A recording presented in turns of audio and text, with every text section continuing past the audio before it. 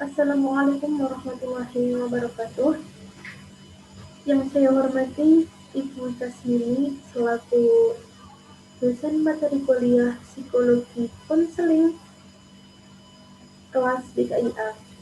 Di sini, pada kesempatan kali ini, saya Munjidah Sumayah dengan NIM 20102020024 akan mempresentasikan materi saya yang berjudul Sejarah Perkembangan Konseling.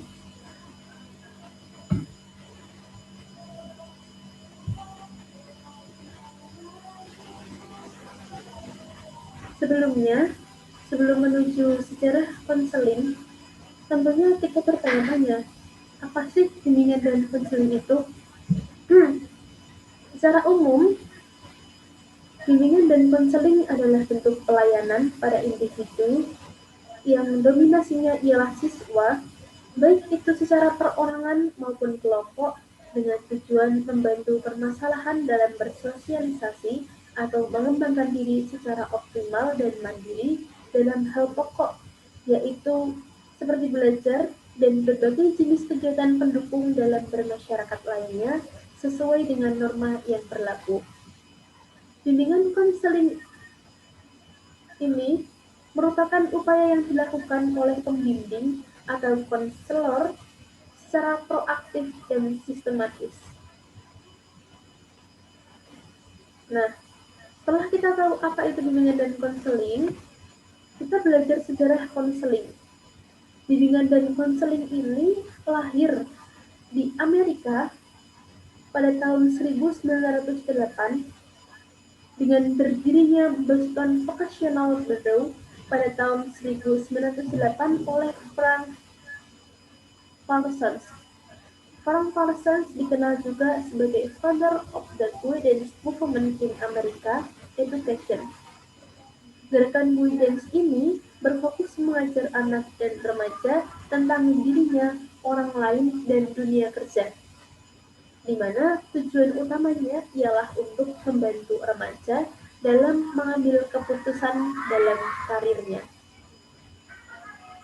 Nah, setelah itu, pada tahun 1913, berdiri National Vocational Guidance Association atau biasa disebut dengan NVGA sebagai wadah bagi para remaja yang belum memiliki pengalaman dalam bekerja dengan tujuan untuk membantu mereka mengetahui dunia pekerjaan. Setelah itu, guidance ini dipublikasikan dalam buletin pada tahun 1915, di mana buletin ini merupakan embrio Journal of Counseling and Development.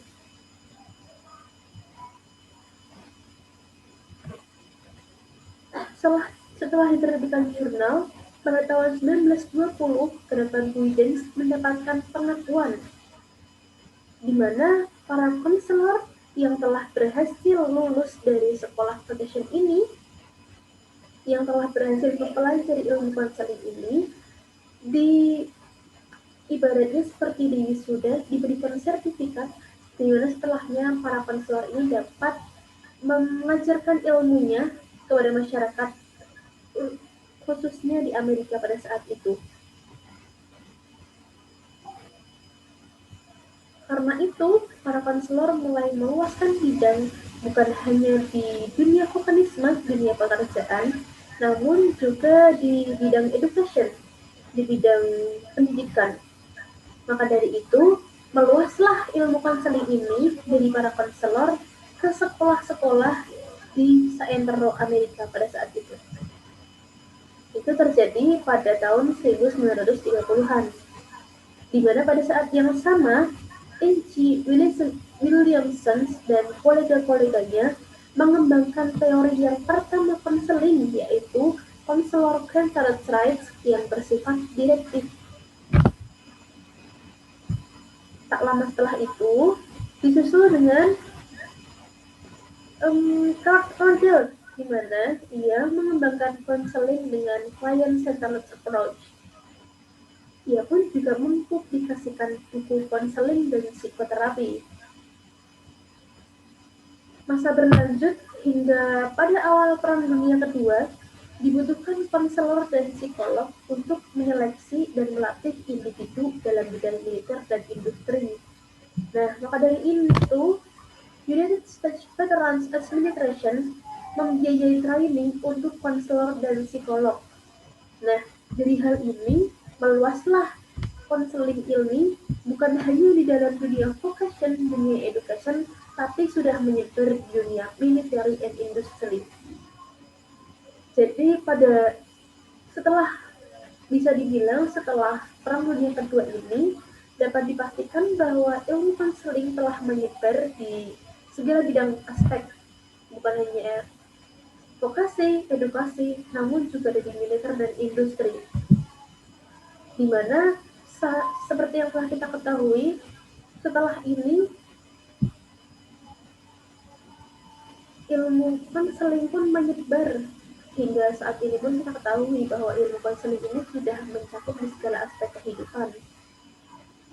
Bahkan di lembaga-lembaga industri, lembaga-lembaga negara juga tak jarang yang menggunakan ilmu konseling ini. Itu tentang Amerika, awal mulanya konseling. Lalu bagaimanakah konseling di Indonesia? Nah, di sini saya mempunyai beberapa highlight tentang perkembangan di Indonesia. Cukup simpel perkembangannya, yaitu sejarah konseling di Indonesia ini dipelopori oleh Profesor Dr. Slamet Imam Santoso pada tahun 1950-an sampai tahun 2000-an. Di mana ini bermula ketika Dr. Slamet Imam Santoso mengembangkan ilmu psikologi di Universitas Indonesia.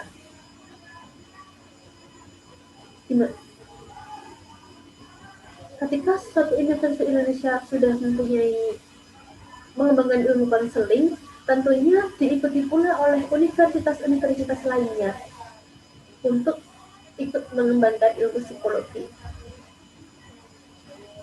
Ilmu psikologi yang dipelopori oleh Dr. Slamet Imam Santoso ini pun berkembang seiring dengan berjalannya waktu, di mana ia merancang ke sekolah menengah seperti SMA, SMK, bahkan sekolah-sekolah vokasi sederajatnya. Seiring dengan adanya perkembangan zaman, kemudian ilmu psikologi, ilmu konseling ini pun diluaskan sehingga terdapat di pusat rehabilitasi sosial, lembaga-lembaga sosial, dan lembaga-lembaga industri negara di dunia. Seperti yang kita ketahui, dapat kita rasakan bahwa ilmu konseling ini sangat-sangat dibutuhkan di segala aspek kehidupan, bukan hanya di dunia pendidikan, dunia pekerjaan, bahkan dunia kesehatan, dunia politik pun sampai sekarang saya rasa terdapat ilmu konseling di dalamnya. Maka dari itu, ilmu konseling ini sangat berguna, di mana alhamdulillahnya sekarang sudah merancang ke seluruh aspek kehidupan masyarakat. Lalu sebenarnya apakah sih tujuan konseling itu? Seperti yang telah kita ketahui di awal bahwa konseling di Amerika didirikan untuk membantu para pekerja mengetahui potensi dirinya hingga ia bisa menempatkan diri di dunia pekerjaan. Tak berbeda jauh, ilmu konseling ini pun ditujukan untuk memahami diri kita sendiri pada dasarnya. Memahami diri sendiri untuk bermasyarakat, berkehidupan.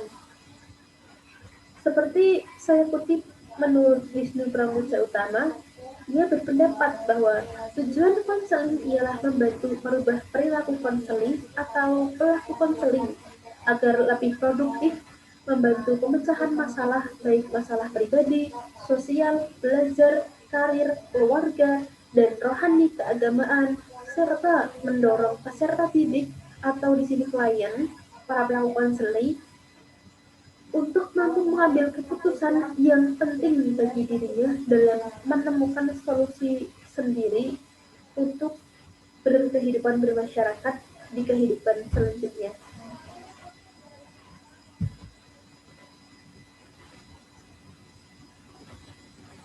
Eee, untuk materi saya kali ini mungkin saya cukupkan sampai di sini. Terima kasih atas segala perhatiannya, mohon maaf atas segala kekurangannya, baik yang disengaja maupun tidak disengaja. Syukran ala ihtimamikum. Wassalamualaikum warahmatullahi wabarakatuh.